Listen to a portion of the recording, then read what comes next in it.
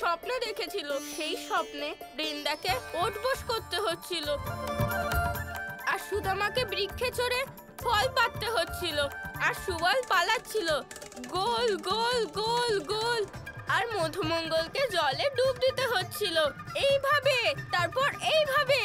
এ তো সত্যি খুব অদ্ভুত স্বপ্ন। হ্যাঁ যশোদা, যাই হোক সেটা তো স্বপ্নই ছিল, কিন্তু বলরাম ওদের এখন কি হয়েছে? ওরা কাল রাতে যেই স্বপ্ন দেখেছিল, সেই স্বপ্ন দেখে ওরা এতটাই ভয় পেয়েছে যে যখন ওই স্বপ্নের ব্যাপারে আলোচনা করছে বা ওই স্বপ্নের বিষয়ে ভাবছে, তখনই ওরা সবাই সত্যি সত্যি সেই কাজগুলো করতে থাকছে। এটা তো খুবই গুরুগম্ভীর বিষয়। কোনো ব্যাপার না বাচ্চারা, তোমরা সবাই যাও, গিয়ে হাত মুখ ধুয়ে নাও। আমি তোমাদেরকে গামোছার বস্ত্র দিচ্ছি। হ্যাঁ হ্যাঁ, আমি ওদের জন্য খাবার জল নিয়ে আসি, ওরা ক্লান্ত হয়ে গেছে।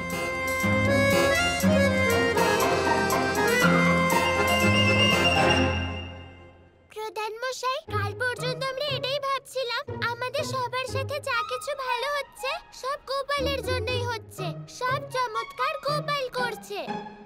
কিন্তু এখন আমাদের মনে হচ্ছে যে আমাদেরকে বিরক্ত গোপালই করছে। এটা তো আমি কখনোই করতে পারবো না। এসব তোমরা কি বলছো? যদি কিছু ভালো হয় তাহলেও গোপাল করছে, আবার যদি কিছু খারাপ হয় তাহলেও গোপাল করছে। নিজের কর্মের উত্তরদায়িত্ব সবসময় নিজেদেরই নেওয়া উচিত, আর সেই কর্মের ফলে যদি পুরস্কার প্রাপ্তি হয় বা শাস্তি, আমাদের নিজেদেরই স্বীকার করা উচিত, কারণ যাই হোক না কেন সব ঈশ্বরেরই কৃপা। না, তার কোনো অস্তিত্বই নেই, তিনি আবার কি করবেন?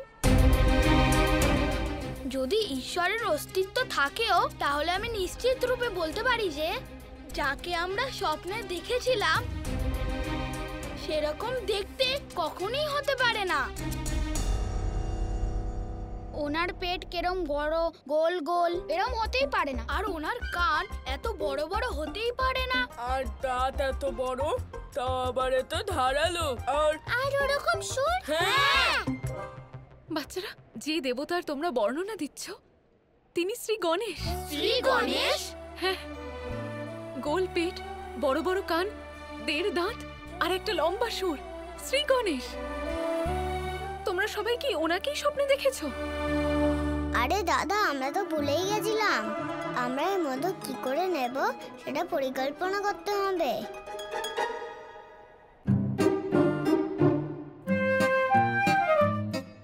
বলরাম, এই নাও মা।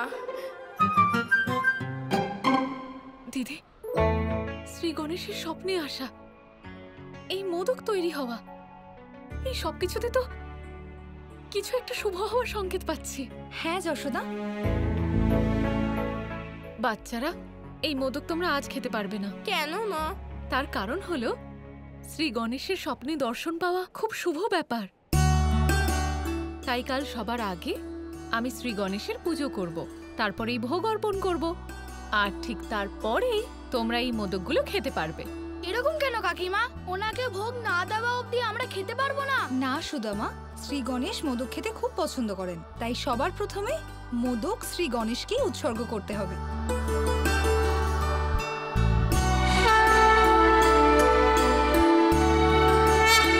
মোদক যখন বানানো হয়েছে, তাহলে কয়েকটা নারায়ণের জন্য রেখে দিই।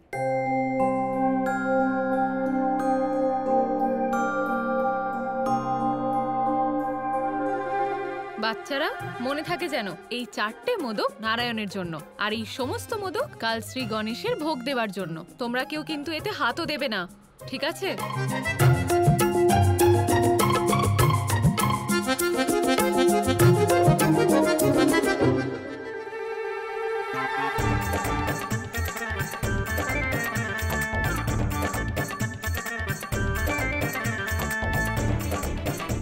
আজ আমরা মোদক খেতে কোনোভাবেই পারবো না।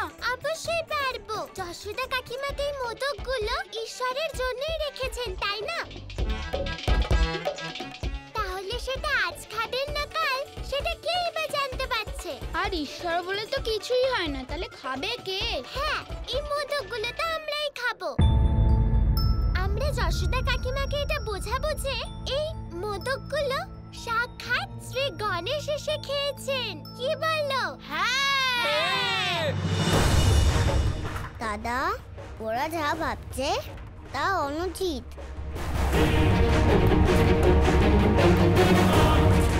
না, এরকম করার কথা একদম ভেবো না। দাদা, ওদের তাড়াতাড়ি আটকান। চেষ্টা তো করছি, তাই না? দাঁড়াও, এটা হতে পারে না। এরকম করো না। দেখো, গোপালও বারণ করছে। তোমরা কি এখন গোপালের কথাও অমান্য করবে?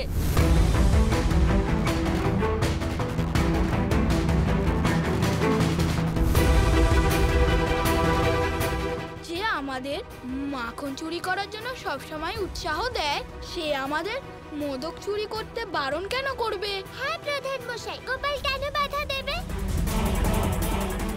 চলো বন্ধুরা, মোদক খেয়ে নাও।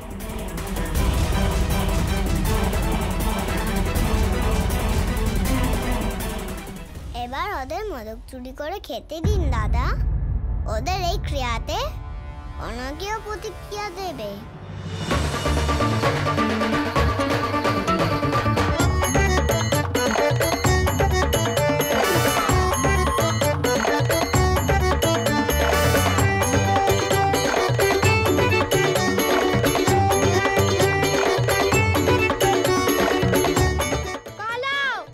আরে দাঁড়াও তোমরা। আমার মোদক যে খায় তাকে আমি শাস্তি অবশ্যই দেব।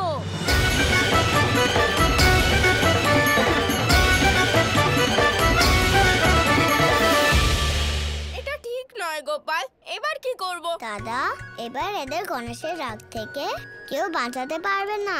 এরকম বলো না গোপাল, কোনো উপায় তো নিশ্চয়ই থাকবে। দাদা, শুধুমাত্র গণেশকে অবিশ্বাস করার জন্য উনি স্বপ্নে এসে বন্ধুদের এমন আস্ত করেছেন।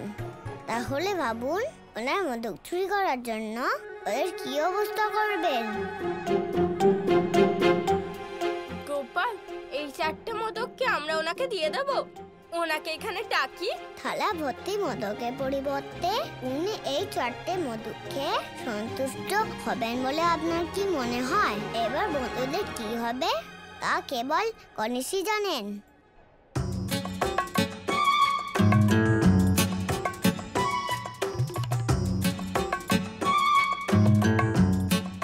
বাহ, মোদক তো খুব সুন্দর খেতে।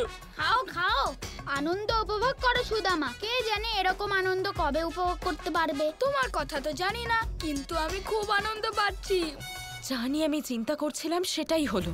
এতক্ষণ তো গণেশ শুধু ছোট বাচ্চাদের বিরক্ত করছিল, কিন্তু পরে আবার যদি বৃন্দাবনের সমস্ত সদস্যদের সাথে গণেশ এইরকম আচরণ করে, যদি সমগ্র বৃন্দাবনে গণেশ বিশৃঙ্খলা সৃষ্টি করে, তাহলে কি হবে তা আপনিও ভালো করে জানেন মহাদেব।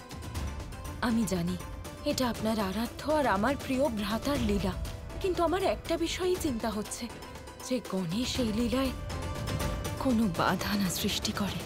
গৌরী, তুমি শুধু শুধুই চিন্তা করছো। গণেশ এখন বাল্যরূপ ধারণ করে আছে, আরাধ্য তাই।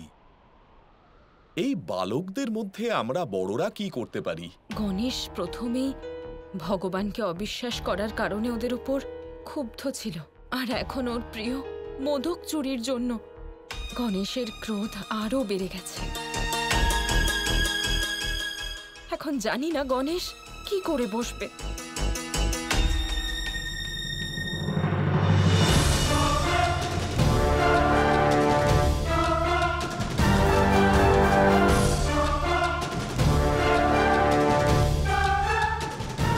কৃষ্ণ, আপনার বন্ধুরা আমার জন্য বানানো মোদক খেয়ে খুব আনন্দ করছে, কিন্তু তারা জানেও না যে আমি তাদের সাথে কি করতে চলেছি।